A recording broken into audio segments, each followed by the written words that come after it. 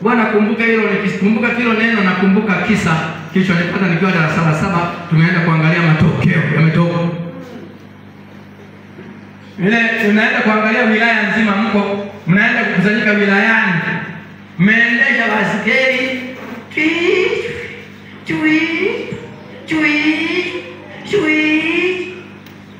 Mmechoka, hakuna hata chai. Unafika kule unaanza kuangalia amesota naona rubabu. Yaani unaona giza, unabidi ukae. Sasa wakati tunaangalia pale, mimi naangalia jina langu hata silioni. Ninaanzia huku mpaka tumefika huku hakuna. Nasema ngoja nikakae kwanza. Wakati nimekaa kwenye mti, kashangaa mwenzangu akachomoka pale ndio kutoka kwenye wale watu wanaruka. Akafika mahali kuna uwazi fulani na mchanga, akajirusha chini, akaanza kuviringika chini. Nikasema mama, mtoto wa watu kaupo. Mtafanyaje nimekuja na peke yangu? Mama vipi? Mama anapiga makelele na kuviringika. Baada akainuka akaanza, nimeshinda.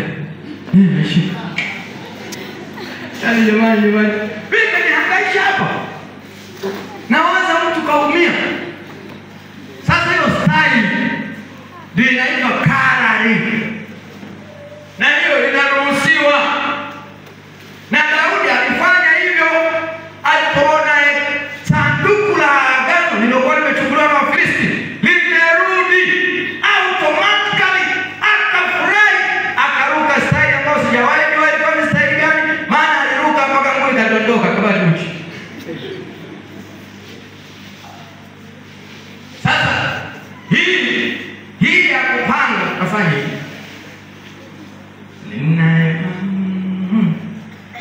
nyumbani. Hiyo inaitwa shaka, sio kara. Yaani ndio unapanga, tutaenda hivi, tarudi hivi. Hizo kwa hivyo hizo mnazopita zile za kupanga, zile ni shada. Na michezo na hayo makabila hayo yanasema au mche Mungu au mfuate miungu ya Wasidoni, mfuate miungu ya Filisti, mfuate miungu ya wengine.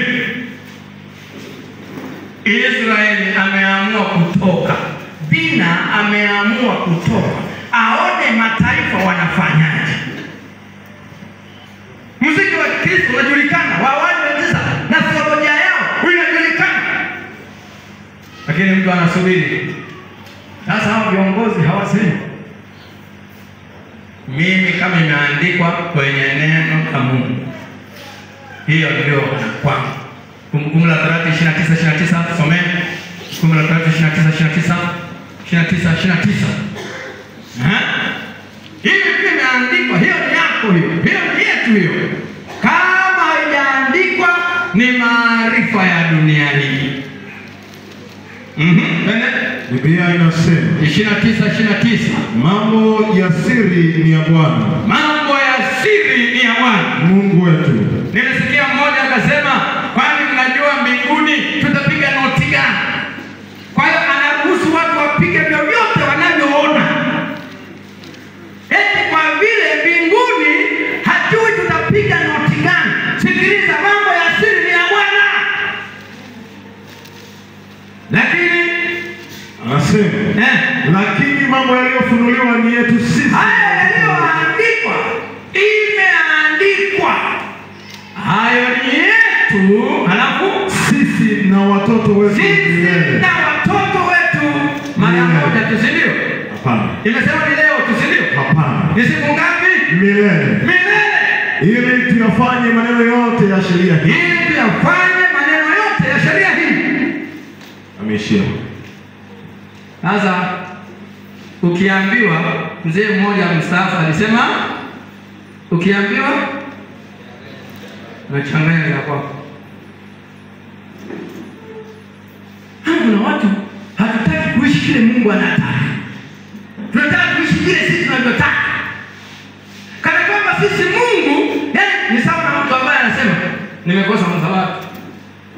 Chumba la kisabato nimekosa. Kwa hiyo Wana wa Kiislamu na wazuri sana. Nenda tu. Taoa tu wewe. Hawa nitambadilisha.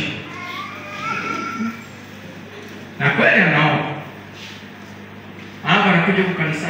Sasa mchungaji. Naona nakubali mwenzangu kubatizwa.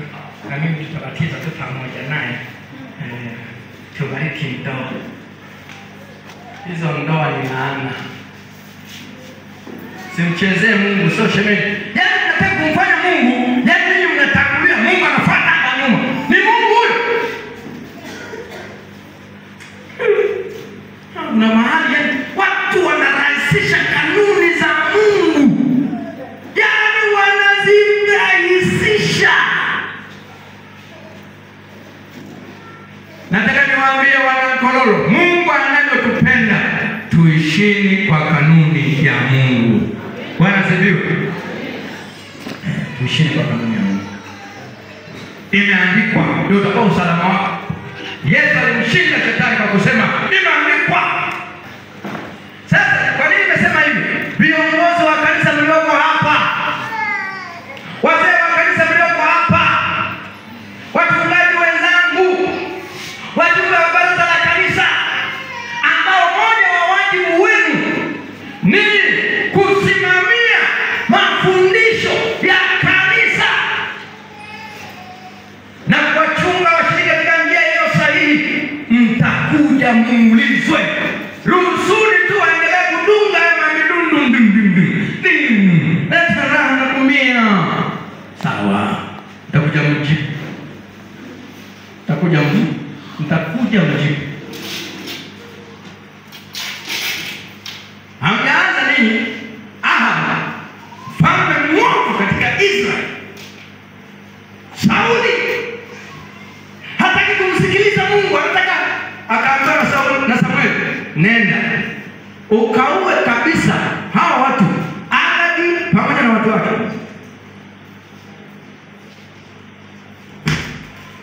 Agagi pamoja na watu wake, muue kabisa, iwe mbuzi, kondoo, mnyama, nani, mtoto, uwa. Kwani aliua jamaa? Mnamsoma nyinyi? Mnamsoma Sauli aliua? Akambakiza Agagi na ng'ombe walionona kawabakiza, na kondoo wenye mikia yao makubwa wakaacha. Wale unaona hata kanisani ukikuta baraza dhaifu inafutaka mshiriki ambaye ana hela. Fanya sasa wewe ndundundu. Yaani hata dakika 5 ziishi. Sasa pio nimepita naye jinga kijana kumbana.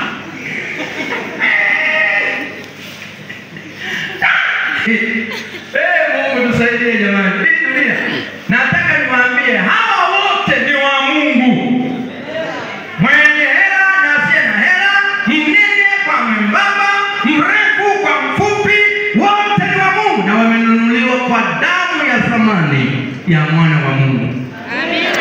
Sasa wewe waongozi unavyotaka, uache kufuata kanuni za Mungu, utakuja mjuane naye vizuri. Na ninawaambia viongozi, wajumbe wenzangu wa baraza la kanisa, kama kuna laana itatutafuna, ni wakati Mungu alitupatia nafasi ya kusimamia taratibu zake na kukusimamia. Utawacha uongozi ndio, muda wako utakuwa umepita, lakini nakwambia hiyo laana itatafuna wewe, itatafuna uzao wako na watoto wote. Hata kupewa kazi ya Mungu alafu unafanya kishemeji. Abena baba huko haina kulomba kina kanisa na nini kile makao. Nani anaongoza huko kweli sasa? Unasimamaje kwenye kanisa la Mungu hapa na kusema unaongoza halafu unaanza kufuatilia kanuni za Mungu na taratibu zake? Hili kanisa jamani ni la imeandikwa. Sio la mtu tu kufikiria akili zake na akaamua kufanya anachoona. Alikuwa. Mungu atusaidie. Mungu atusaidie sana.